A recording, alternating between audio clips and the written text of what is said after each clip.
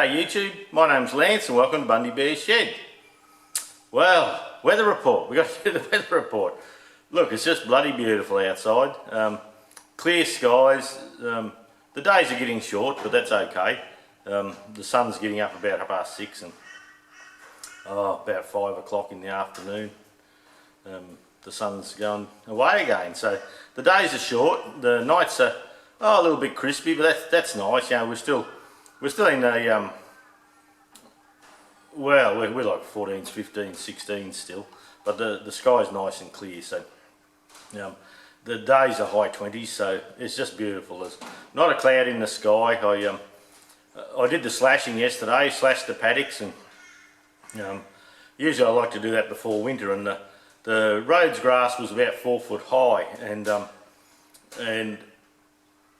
the seed had started to drop, so usually I wait until that, then I knock it down, and then there'll probably be another mow shortly, and then that'll do us over the winter. Then 3 or 4 months time we hop back in and have a mow and a tidy up again. So it was a full day of mowing yesterday, and I hopped on the tractor about 6:30 in the morning, and by the time I did that, then I hopped on the ride on to do around the orchard and the Bundy Bears Shed here, and the missus on Friday did up around the house, so she was a full day mowing. Yeah, nothing else happened, but so I made a funny little camera mount sort of thing on my tractor on the mudguard. So I took your slashing for a couple of rounds of the paddock, and then this morning on the way up from the shed I just took a clip out the window of the ute, and yeah, the big kangaroo across in the paddock, and he would have been a pretty big fella, because the grass would have been good for maybe 5 foot high, 4'6" anyway, so as high as the fence. So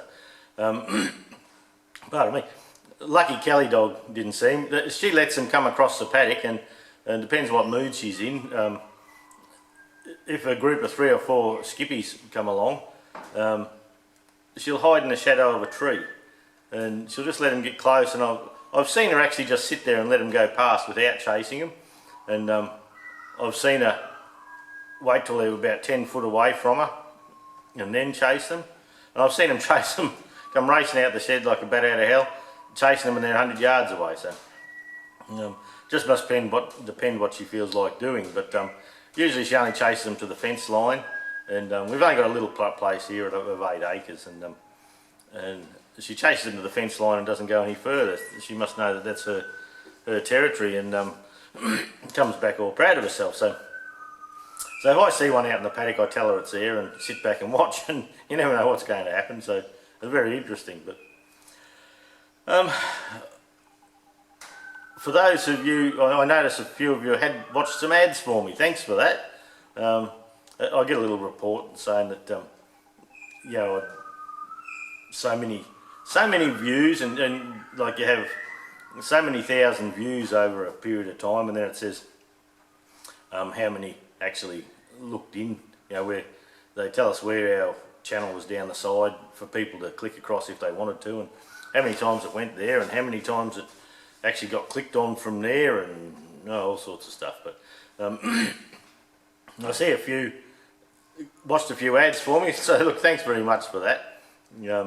We're going to put the money from that, the first lot of money to that, into a bit of swag, so we're going to get a few stickers made and things like that once Billy gets a little bit in it. So I got a message from John Creasy the other day. John Creasy's got a YouTube channel here in Australia, and he said to me, he says, this whiteboard here looks a bit bare, looks like there's plenty of room for stickers and things. So I said, yeah, okay. So I messaged John, and I messaged Emma from Emma's Spare Room Machine Shop, and they're probably going to send me some stickers to put on here, and we'll just dress it up like like Harold has, and yeah, a few others. And we thought, yeah, look, that's a bit of fun, there's plenty of room for all that sort of stuff, and if we fill this whiteboard up, I'll go and buy another one.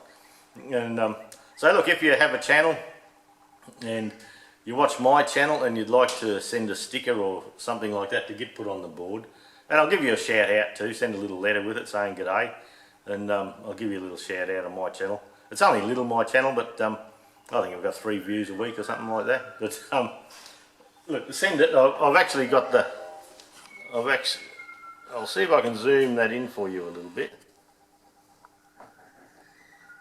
So look, send it to Lance Maskell, that's P.O. Box 5203, Bundaberg West, Queensland 4670. And if it's from overseas, put Australia on there. But look, if you want something up there, you're welcome to send something. More the merrier. Yeah, look, we'll get it up there and have a bit of fun. And as soon as I got some made, I'll tell you on my channel here, and we'll get some out. And if you send me some, make sure you give a return address, and you'll automatically get some of the first batch that come. So look, thanks for that. Thanks for watching and watching an ad here and there for me. And yeah, it's added a bit more interest to it. And last week we knocked out a lot of clips. Like the week before last we did 4, and last week we did 3. That was pretty full on, knowing the time it takes to do them, and then the editing process and all that sort of thing. But the new software is certainly helping with that.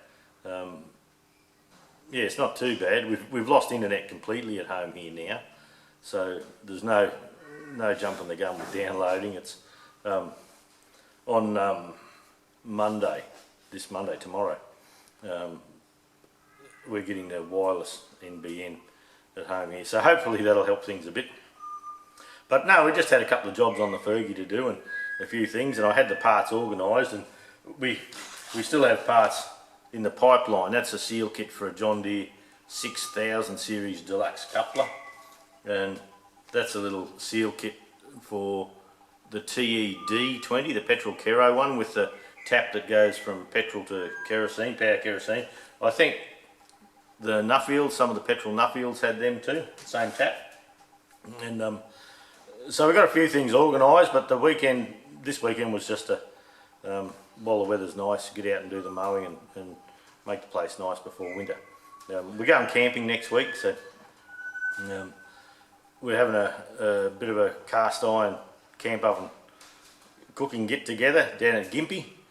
So we're heading down there, and a few blokes are coming up from Brisbane, and we're just going to sit around and have a bit of a cook up and drink 10 or 20 quick beers and a few rums. Yeah, I've got Judy's going across to the rum distillery today. They've got a brand new rum liqueur out, and they already have 3 rum liqueurs, and the first rum liqueur they bring out is coffee chocolate, and it is just great. Yeah, just pour it on a bit of ice and sip away.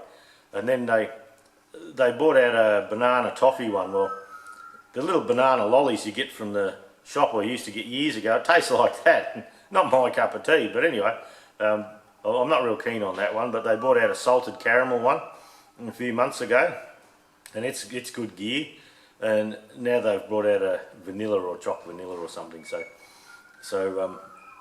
because it's hard to buy the liqueur, you can buy it online at Bundaberg Distilling or Bundy Rum. You can buy it online, and we can't actually buy it in town here and put it on a courier in the post and send it down to my mates in Brisbane for as cheap as they can buy it online and get it sent.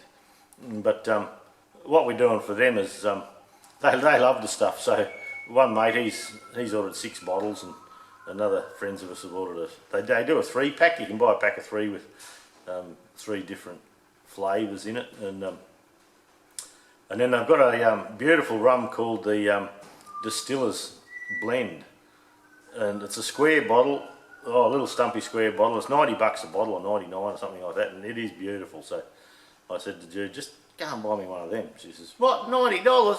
I said, yeah, just go and buy it. And because you can buy 2 of the normal Bundy rums for the price of one of the Distiller's Blends, but boy is it nice. It's smooth as, you just pour it in a glass or over ice and sip away, and it's good stuff. Yeah, a bit of alcohol in it. I think it's only 40% or something like that, so it fixes coughs, colds, sore holes and all that sort of thing. But yeah, good gear. So yeah, we're doing the run down to Gympie where we're having our camp out. So back on track.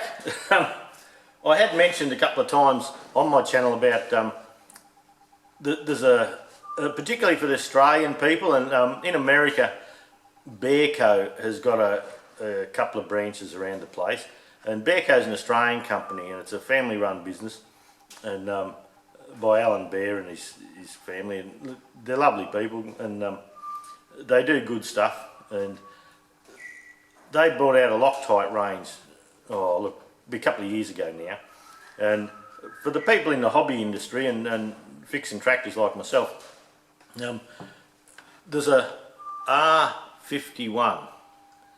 Now the R51, that's a direct replacement for the Loctite 515, and I've used that extensively in the workshop over time, and I cannot tell any difference between the Loctite 515 product and that. They have a full range, so if you want to have a look and see where you can buy it around your area, go to Bearco, BARECO.com.au, and it on the front screen, you actually hop in where the parts are, and on the front screen it's got the Loctites, and they've got medium strength thread lockers, high strength thread lockers, retaining compounds, all that sort of stuff. And on that site it will tell you where there is a dealer near you for that stuff. But the reason I'm telling you that is, as an agent for Bearco, like we are one of their dealers, I can sell my customers R51 Loctite cheaper than I can buy the other Loctite to put on my shelf as a reseller. So it's a product that seems to me anyway to be equal to the more expensive Loctite products, and there's just, I can't tell the difference. There's just no difference at all in my mind. So look, for anyone watching my channel, hop on, you can, I haven't got it on my website on queenslandtractorspares.com.au, but I probably should put it there. I just haven't got around to putting it there. But if you have a look at the Bearco website, there'll be a dealer in your area. They have warehouses everywhere. They don't deal direct to the public, Bearco, but they do deal through their Australian dealer network, and they are in America too, Bearco. They've been there for a few years now. They're slowly opening up agencies in the United States. So look, just to save you a quid, that's why I'm telling you. Save yourself $1, and to me it does the same thing for way cheaper. So anyway, it's up to you. I can only give you the information. Now the other day, I was on the old Evil Bay, as I do. See, the worst thing about having an eBay store, we have an eBay store on eBay, QLD Tractor Spares, and the worst thing about that is I've got to go up in and check it every day. So, so I have a snoop and just see what's around. But I found this little cutter, a little milling cutter, and it's got a nice round edge on it. And I thought, gee, that's all right. It was $29 or something like that, I believe. Now, look, I might be wrong on the price, but it come from China, so like everything, so it's weeks. You buy it now and you get a little surprise in the mail later on. And the postie laughing now at all the stuff I buy, but anyway, I keep her in a job. And look, I bought that cutter, and it takes the same round tips as I have a profiling cutter for my lathe, and I use this little fella, and I have a smaller one too, and I use these if I need to do a rolled edge on a stub axle for a bearing, so the bearing can sit in. You haven't got a sharp edge that makes it weak. But look, the interesting thing with this was I bought that and they didn't have an arbor available for it, and my little mill's an MT3, 3 Morse taper, and I thought, oh, I'll scout around for an arbor. So I found an arbor, and an arbor was about $30. And I thought, oh, okay, so I had a look, just to see what else I could find, if there was any others there. And what I stumbled across, I don't know how, but you can buy an arbor. It was cheaper for me to buy an arbor with another milling head cutter That was $29. So it was cheaper to actually buy the milling cutter, the milling cutter and the arbor together. It was cheaper for me to buy that than it was just to buy this alone. So I don't know how that stuff works, but anyway. So we got a new milling cutter, and I just thought that'd be nice for. What I had in mind was when I do the little engine here and I sit it on a piece of alloy or something like that, that'll put a nice little routed looking edge on it. But if I put it on a steel base, I can do it as well. But a normal carbide router bit, I've used them on aluminium in the milling machine, and they go okay too. So yeah, but anyway, I didn't have one of those, so I just thought I'd jump in and grab one. So look, that's about it for this part of the stew. I don't know what we're going to get up to. Last week you'll notice that I did the stew, which was just a bit of a chat, and then I kept the fitting a DRO separate, and that was just so if people wanted to have a look how to do the DRO or how I did the DRO, they could just watch that bit. And the people that wanted to know how to fix their Ferguson water pump, they could just watch that bit. And we also did the TE20 starter switch, and people wanting to know how to do that can just watch that bit without having the stew. So, and I thought that's probably not a bad idea. The stews are the stews are about a moment in time in Bundy Bears Shed, but the clips on how-tos, they're timeless. They just sit out there for people to look at forever. So so we'll probably keep doing that, I thought, unless it's just a tiny little shop job I want to spin up on the lathe and all that, because by the time you have a repair job or mounting the DRO or something like that and you add a stew to it, the stew gets very long. And so I thought it would be a better idea just to have a chat on the stews, and then the little projects, or the projects will come out on the same week, but it's just for the people who just want to watch that, and they don't have to listen to all the other bullshit. So, so anyway, so look, that'll be the stew for today. Thanks for watching. Thanks for watching a few ads. Please comment and subscribe and do all the other stuff, and we'll see what else we can get up to, but they'll probably be on if it's a how-to video like resealing this John Deere coupler and things like that that we get up to today. They will be on a separate video, but yeah, just for the reasons I spoke about. So I'll catch you all later, eh? Well, this is my John Deere 2030. I've just changed the oil. It's time to go and mow the paddock. We call it slashing over here, but a lot of people call it topping in other countries. So, but yeah, all serviced up, ready to go, and I've put a little camera mount on here, so we should be able to get this camera up and do a bit of bloody dash camming with the camera. So follow along, see how we go with it. Well, we're just on the bridge in the dam, and this is the first paddock of roads we're doing. We've got 4 paddocks to do today, and the road's grass is about 4 foot high, and it's finished seeding. That's Bundy Bears Shed up the back there, and we have another paddock over this side to do. That's probably another 2 acres, something like that. So we'll get the camera all set up and we'll start doing a bit of work.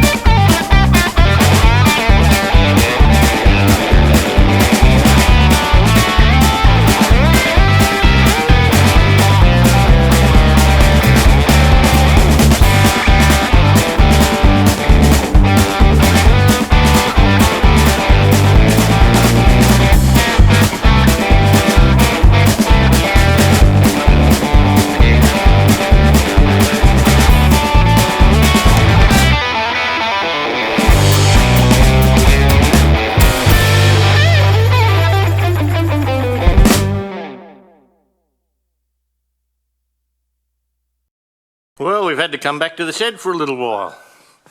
If you see here, there's no muffler on there. And here it is down over here. The sun's a bit of a nuisance, isn't it? Well, there's the muffler there.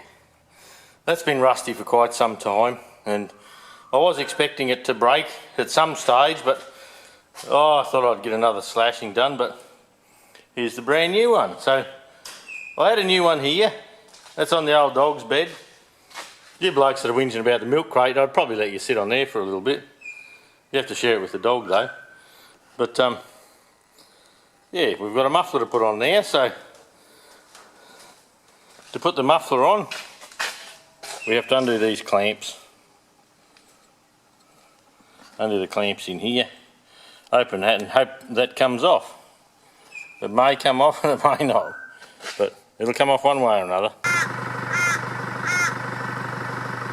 There's a big old kangaroo in the long grass next door. Kelly hadn't seen him yet, or she'd like to give him a bit of a razzle. But here's all the paddock that we were slashing yesterday. All out through here. And you won't see the other because of the sun, so there you go. That's just to prove I wasn't just sitting on my ass in the shed drinking stubbies.